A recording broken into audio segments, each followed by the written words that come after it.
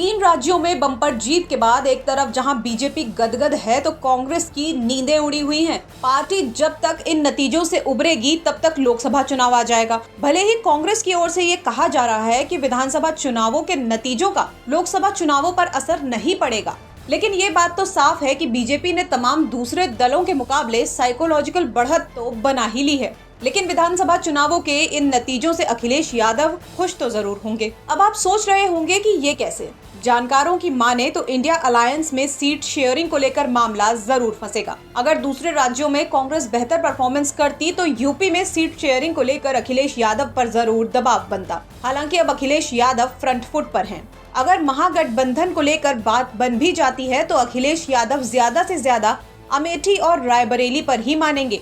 इससे ज्यादा अखिलेश कांग्रेस के साथ कॉम्प्रोमाइज नहीं करने वाले, क्योंकि बीजेपी के बाद सपा के पास ही वोटरों की संख्या बहुत ज्यादा है। मायावती और कांग्रेस यूपी में करीब करीब साफ हैं। ऐसे में सीट शेयरिंग को लेकर अखिलेश यादव पर किसी तरह का दबाव बनाने में कांग्रेस तो असमर्थ रहेगी।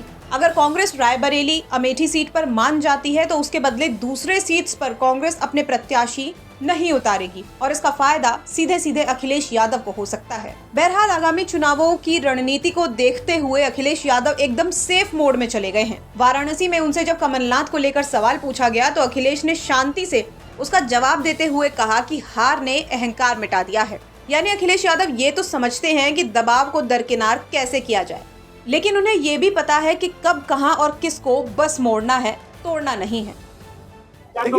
ये बात खत्म हो गई ना, ये बात खत्म हो गई। अब परिणाम आ गया, अहंकार भी खत्म हो गया।